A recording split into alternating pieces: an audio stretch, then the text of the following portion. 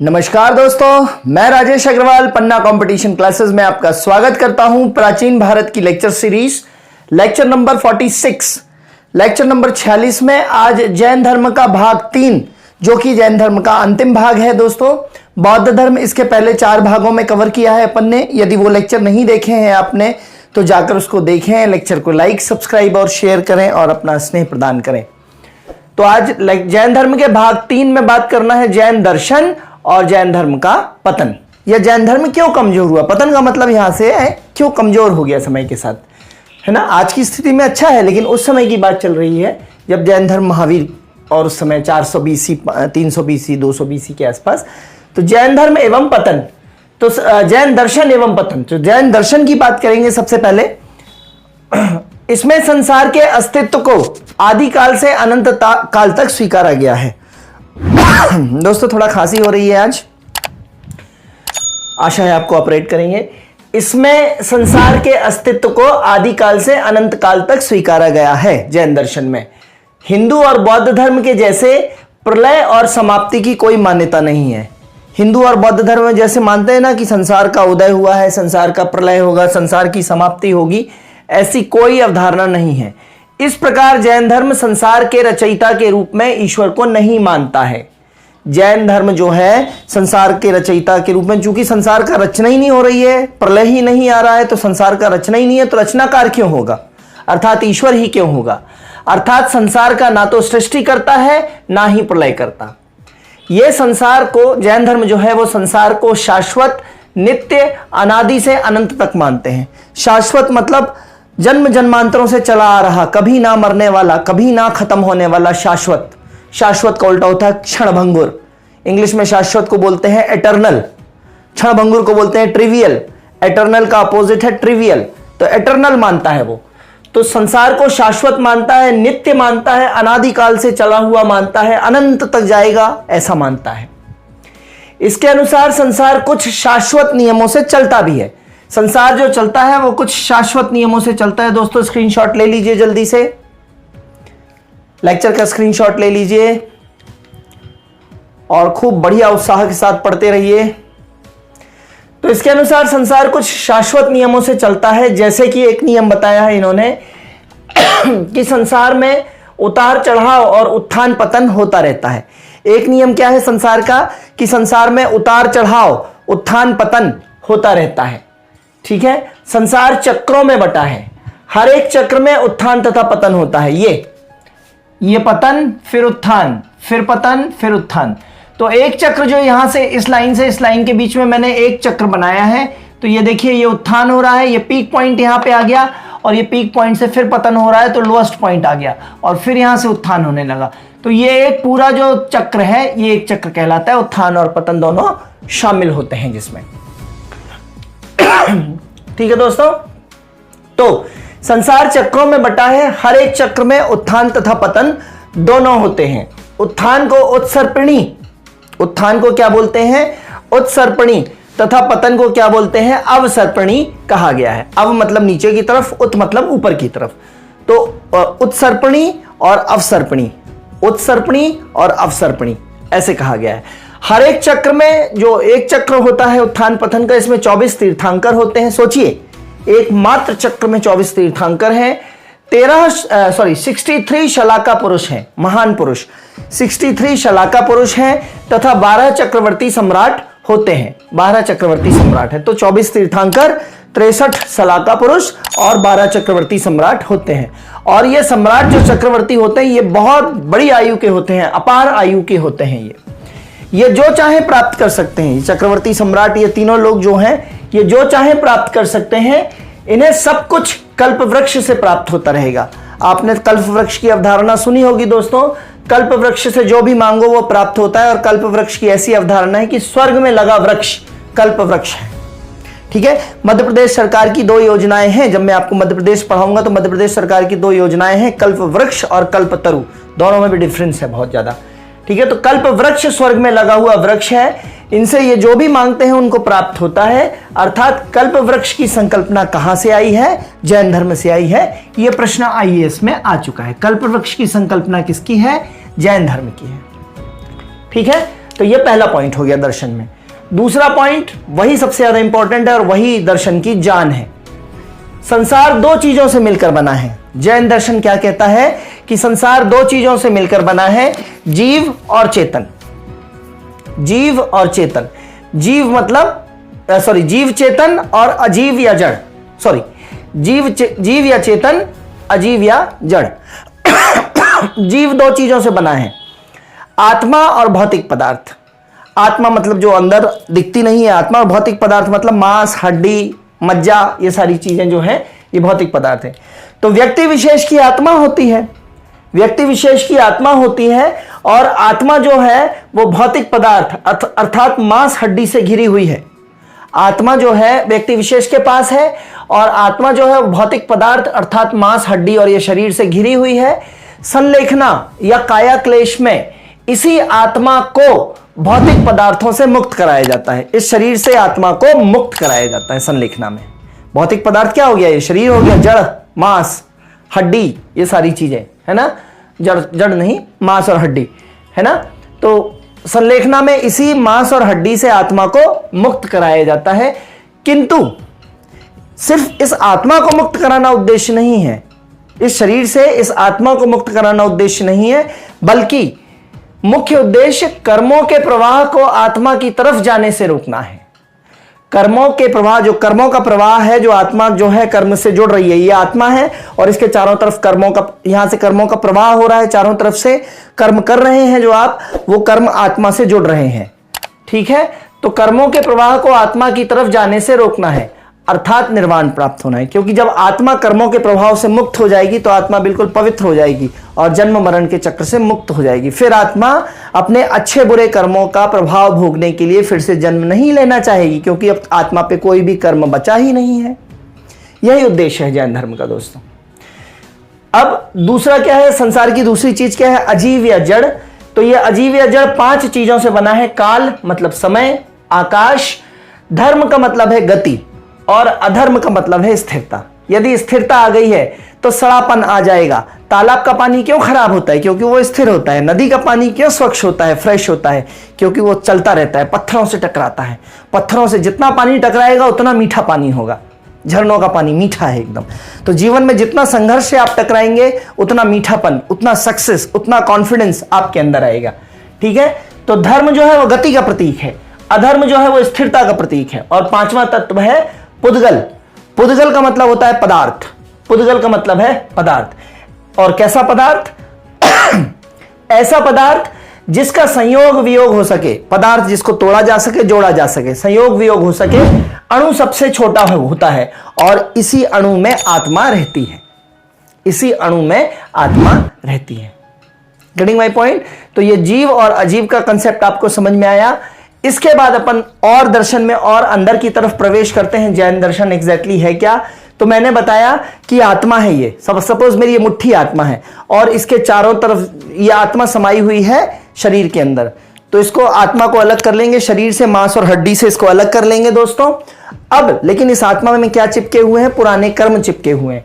तो कर्मों का प्रवाह आत्मा की तरफ हो रहा है। अब समझते हैं दोस्तों, पहले इसको समझते हैं। आत्मा पूर्व जन्म के कर्मों का फल भोगने के लिए बार बार जन्म लेना चाहती है। बता चुका हूं अभी भी मैं कि जो पिछले जन्म की आत्मा है उसने कुछ कर्मों का फल भोगना बाकी रह गया है, तो वो फिर से पुनर्जन्म लेना चाहती है आत्मा। और जैन धर्म का प्रमुख उद्देश्य है इसी जन्म मरण के चक्र से आत्मा को मुक्ति दिलाना, और इसे ही मोक्ष या निर्वाण प्राप्ति कहते हैं। ठीक है, तो ये आत्मा की बात हो गई। कर्म आत्मा की तरफ जा रहे हैं, आत्मा को कवर कर रहे हैं। तो इसके लिए देखते हैं कि आत्मा जो है वो अज्ञानतावश, आत्मा जो है वो अज्ञानतावश, हमें नहीं मालूम कैसे हो जाता है एकदम से। तो आत्मा अज्ञानतावश माया, मोह, लोभ, इच्छा, ईर्ष्या, वेदना, संवेदना, स्पर्श, रूप, इन सब की वजह से कर्मों में बंध जाती है ना, है ना। जैसे मान लीजिए कि हमारा लोभ है कि अत्यधिक धन कमाना है, तो धन कमाने के लिए हम कर्म करने लगे हैं, और हो सकता है बुरे कर्मों से हम धन कमाने लगे हैं, है ना। हमारी रूप पाने की इच्छा हो गई, तो रूप पाने की इच्छा के लिए हम बेहतरीन नई नई क्रीमें लगा रहे हैं, है ना, महंगी महंगी क्रीमें लगा रहे हैं। महंगी क्रीम लगाने के लिए पैसे कहाँ से आ रहे हैं? तो हम रिश्वत ले रहे हैं। इस तरीके से कुछ बात होती है। तो आत्मा ज्ञानतावश माया, मोह, लोभ, रूप, वेदना, संवेदना, इन सब की वजह से आत्मा कर्मरत हो जाती है, कर्मों में बंध जाती है। व्यक्ति कर्मरत हो जाता है, और कर्मरत हो जाता है जब व्यक्ति, तो आत्मा जो है वो कर्मों से घिर जाती है।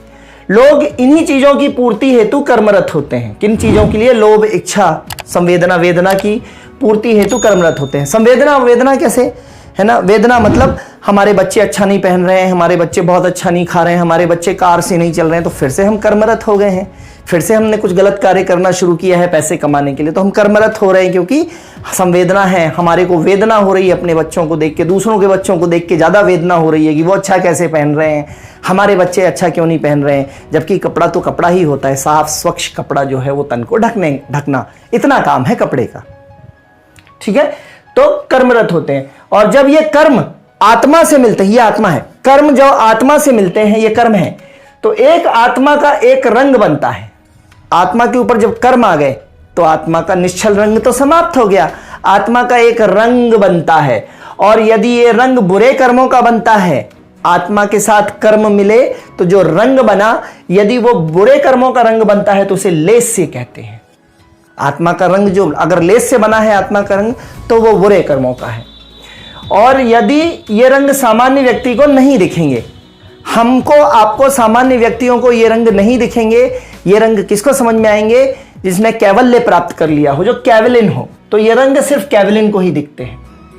आत्मा का रंग अगर काला, नीला और धूसर, धूसर मतलब ग्रे, अगर आत्मा का रंग काला, नीला और धूसर दिखे तो बुरे कर्म है समझ लीजिए। और यदि आत्मा का रंग पीला, लाल और सफेद दिखे तो अच्छे कर्म है। तो मैंने पीला, लाल, सफेद के लिए पलास बना दिया है, पालास। पा मतलब पीला, ला मतलब लाल, सा मतलब सफेद। पलास, पलास का फूल होता है दोस्तों, वो पलाश होता है, मैंने यहां पलास लिखा है। ठीक है, तो आत्मा का रंग यदि पलास है, पीला, लाल, सफेद है तो अच्छे कर्म है, और आत्मा का रंग यदि काला, नीला और धूसर है तो बुरे कर्म है। ठीक है, अब जैन दर्शन को यदि संक्षेप में कहें तो दो कार्य करने हैं। इस मांस और हड्डी के शरीर से आत्मा को मुक्त कराना है, और जो आत्मा थी उस आत्मा से कर्मों के प्रभाव को बिल्कुल साफ कर देना। नीट एंड क्लीन आत्मा बचनी चाहिए, उससे सारा जो है परतें कर्मों की हट जानी चाहिए। ये दो काम कराने हैं। पहले कौन सा काम कराएंगे दोस्तों? पहले कराएंगे इस मांस हड्डी के शरीर में आत्मा बसी रहेगी, और उस आत्मा से सबसे पहले अपन कर्मों को साफ करेंगे, और फिर जब आत्मा पवित्र हो जाएगी, कर्मों से साफ हो जाएगी, तो फिर आत्मा को इस हड्डी और मांस के शरीर से संलेखना या काया क्लेश द्वारा अलग कर देंगे। सो निर्वाण की प्राप्ति हो जाएगी। Getting my point? तो संक्षेप में कहें तो दो कार्य करने हैं। यहां पे थोड़ा सा मैंने क्रम उल्टा लिख दिया है दोस्तों। दो कार्य करने हैं। बी मतलब दूसरे नंबर पे क्या करना है? आत्मा को भौतिक पदार्थ से अलग करना है। और पहला कार्य क्या करना है? आत्मा को कर्म के प्रभाव से मुक्त रखना है। अंदर जो आत्मा पड़ी है उसको कर्म के प्रभाव से पहले धो लीजिए, मुक्त कर लीजिए। अब शुद्ध आत्मा है तो उसको शरीर से अलग कर लीजिए, ये दूसरा काम हो गया। संलेखना या काया क्लेश जो है वो दूसरा काम हो गया। तो दूसरा संलेखना कहलाता है, आत्मा को शरीर से अलग करना, मांस हड्डी से अलग करना संलेखना कहलाता है। और आत्मा को कर्म के प्रभाव से मुक्त करना, अज्ञानता को दूर करना त्रिरत्न द्वारा किया जा सकता है। आत्मा को कर्म के प्रभाव से कैसे दूर किया जा सकता है? जब आपकी अज्ञानता दूर होगी, लोभ मोह की। और लोभ मोह की अज्ञानता कब दूर होगी? त्रिरत्न से। सम्यक ज्ञान, सम्यक दर्शन और सम्यक आचरण, है ना। आज्ञा दो, कल मैंने कोडिंग दी थी, आज्ञा दो, सम्यक आचरण, सम्यक ज्ञान और सम्यक दर्शन। आज्ञा दो, त्रिरत्न है ये जैन धर्म की। ठीक है, अब जैन धर्म की 6 स्थितियां बिल्कुल स्पष्ट हैं। अब दोस्तों ये देख लीजिए, जैन धर्म की अब कुल मिला के 6 स्थितियां बनती हैं। जो आत्मा को कर्म के प्रभाव से मुक्त करना, मतलब आत्मा को धोना, आत्मा से कर्मों को धोना, ये 5 तरीके से होगा। और 6वीं स्थिति जो होगी वो संलेखना द्वारा आत्मा को शरीर की हड्डी मांस से अलग करना, वो एक स्थिति रहेगी। 5 स्थितियां रहेंगी कर्म को धोने की। सुनिए, पहली स्थिति है दोस्तों, जब कर्म का प्रवाह, ये आत्मा है और ये है कर्म, ये जा रहे हैं कर्म। ठीक है, तो जब आत्मा पर कर्म का प्रवाह ये हो रहा है, कर्म का प्रवाह। ठीक है, तो जब कर्म का प्रवाह आत्मा की तरफ होता है तो इसे कहते हैं आश्रव। आश्रव, जब कर्मों का प्रवाह आप लोभ मोह के वशीभूत होकर कर्मरत होते हैं, कर्म करते हैं, और वो कर्म कहां जाके आपका चिपकता है? आत्मा पे चिपकता है, अच्छा हो या बुरा हो। तो जब कर्म का प्रवाह आत्मा की तरफ होता है तो उसको क्या बोलते हैं? आश्रव। यह टर्मिनोलॉजी याद रखनी है दोस्तों, उसको आश्रव कहते हैं। दूसरी स्थिति क्या है? दूसरी स्थिति है आत्मा के कर्म से बंधने को। आत्मा की तरफ कर्म गए तो वो आश्रव कहलाए, और जाने के बाद आत्मा से कर्म बंध गए, ये कर्म जो दोनों हैं ये बंध गए आत्मा से, तो बंधने की स्थिति को क्या कहते हैं? बंधन। तो आत्मा के कर्म से बंधने को बंधन। पहले चले आश्रव, फिर बंध गए। तीसरा, कर्मों के प्रवाह को जीव की ओर जाने से रोकना संवर कहलाता है। कर्मों के प्रवाह को, अब ये जो कर्म जा रहे हैं आत्मा की तरफ, इस आत्मा को मुझे कर्मों से मुक्त करना है, तो क्या करना पड़ेगा? दो काम करने पड़ेंगे। जो नए नए कर्म आत्मा की तरफ पहुंच रहे हैं उन कर्मों को जाने से रोकना होगा, और जो पुराने कर्म चिपक चुके हैं उनको धोना होगा। तो दो चीजें हैं। तो पहले में क्या है कि कर्मों के प्रवाह को जीव की तरफ या आत्मा की तरफ जाने से रोकना क्या कहलाता है? संवर करना। संवर, रुको रुको रुको, कहां जा रहे हो? आत्मा की तरफ जा रहे हो, ये कर्म है, ये आत्मा है। कर्म आत्मा की तरफ जा रहे हो, रुको रुको, खत्म करो। पहले तो यहां से आवक बंद करो ना। पहले जब यहां से आवक बंद होगी कर्मों की, तो शेष चिपके हुए कर्मों को फिर साफ किया जा सकता है। भाई डायलिसिस होता है ब्लड का, तो डायलिसिस कैसे होगा? डायलिसिस कैसे होगा कि शरीर में जो खून है वो ऐसा नहीं है कि गलत आता चला जाए, ठीक है? इस तरीके से कुछ कोरिलेशन होना चाहिए, ठीक है? तो कर्मों के प्रवाह को जीव की ओर जाने से रोकना क्या कहलाता है? संवर। अब हमने कर्म को रोक लिया, अब क्या करना है? चौथा, आत्मा पर पहले से आ चुके कर्मों को खत्म करना। अब जो पहले से कर्म आ चुके थे जितने, उनको आत्मा से यहां चिपके हैं ये, तो इनको खत्म करना, इनको धोना, ठीक है? तो आत्मा पर पहले से आ चुके कर्मों को भी खत्म करना क्या कहलाता है? निर्जरा। निर्झर झरना बहता है तो झरने से सारी आत्मा साफ हो जाएगी, तो निर्जरा कहलाता है, ठीक है? कर्मों के प्रवाह को रोकना संवर, कर्म जो चिपके हैं उनको अलग करना निर्जरा कहलाता है। और पांचवा पॉइंट है आत्मा से कर्म के पूरे तरीके से हटने। अब ये बिल्कुल शुद्ध हो गया, ये आत्मा जो है ये बिल्कुल शुद्ध हो गई, पूरे तरीके से कर्म धुल गए, यहां से साफ हो गए, ठीक है? तो आत्मा से कर्म के पूरे तरीके से हटने की एक स्थिति क्या कहला गई? मोक्ष या निर्वाण। जीते जी प्राप्त करते हैं आप ये मोक्ष या निर्वाण। मोक्ष प्राप्त कर लिया मैंने, निर्वाण प्राप्त कर लिया मैंने, ठीक है? अब आत्मा बिल्कुल शुद्ध आत्मा, मोक्ष प्राप्त की हुई, निर्वाण प्राप्त की हुई आत्मा इस शरीर में पड़ी है। अब क्या काम रह गया है दोस्तों? अब दूसरी स्थिति रह गई है संलेखना या काया क्लेश की।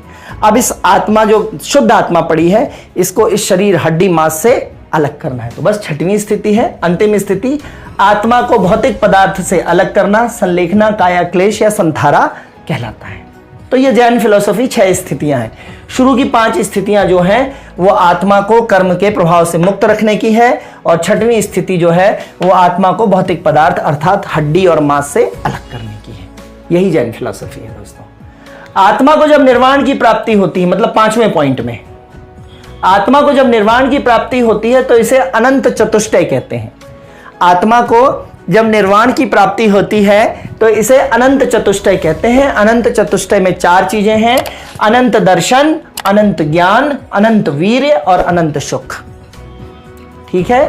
तो विज्ञा सुदर्शन, विज्ञा सुदर्शन, वी मतलब वीर, ज्ञा मतलब ज्ञान, सु मतलब सुख, दर्शन मतलब दर्शन। विज्ञान का सुदर्शन, विज्ञान का सुदर्शन, अनंत चतुष्टय है, ठीक है? कमेंट बॉक्स में दोस्तों बताइए कि चातुर्याम मैंने बताए थे, चातुर्याम क्या है, ठीक है?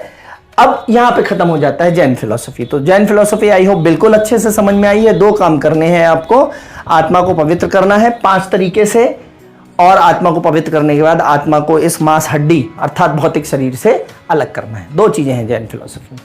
अब जैन धर्म का समय के साथ कैसे पतन हो गया, उस समय की बात चल रही है, अभी तो ठीक है। तो जैन धर्म का पतन कैसे हुआ उस समय? तो अतिशय पर बल देते थे, बहुत ज्यादा अहिंसा पर बल देते थे। चलें तो कहीं चींटी ना मर जाए, सांस लें तो कहीं माइक्रोब्स अंदर ना चले जाएं, तो कहीं बहुत ज्यादा अतिशय था, मध्यम मार्ग नहीं था। काया क्लेश प्रथा पर बल देते हैं। जब भगवान ने इतना सुंदर शरीर दिया है आपको, तो आप अपने काया को क्यों क्लेश दे रहे हैं? तो काया क्लेश पर बल कुछ लोगों को पल्ले नहीं पड़ी ये बात। फिर शासकों का संरक्षण, अशोक और कनिष्क जैसे शासकों ने जहां बौद्ध धर्म को संरक्षण दिया, वहां जैन धर्म को संरक्षण देने के लिए कोई ऐसा महाबली महाप्रतापी राजा नहीं मिल सका। ब्राह्मण धर्म का पुनरुत्थान फिर से हो गया था, पुष्यमित्र शुंग वगैरह आ गए थे, तो ब्राह्मण धर्म को खूब पनाह मिली, तो इसके कारण यह धर्म दब गया। वैदिक परंपराओं से पूर्णतः मुक्त नहीं हो सका जैन समाज, जैन धर्म वैदिक परंपराओं से पूर्णतः मुक्त ना होने के कारण ये पतन हुआ इसका। जाति परंपराओं को भी मानते हैं जैनों में, तो जाति परंपराओं को मानने के कारण भी थोड़ा सा ये नीचे की तरफ आया तत्कालीन। जैन संघ में प्रवेश की बहुत कठिन शर्तें हैं, इसके कारण भी जैन धर्म से लोगों का जुड़ाव नहीं हो सका और जैन धर्म का विस्तार नहीं हो सका। तो जैन संघ में प्रवेश की कठिन शर्तें हैं। और लास्ट है संस्कृत भाषा का प्रयोग। बाद में जैन धर्म में, थोड़े समय बाद के जैन धर्म में संस्कृत भाषा का प्रयोग होने लगा, जो कि कठिन थी, क्योंकि जैन धर्म का उदय कैसे हुआ था, वो प्राकृत भाषा में अपने उपदेश देते थे। जैनों की भाषा क्या थी? प्राकृत। बौद्धों की भाषा क्या थी? पाली।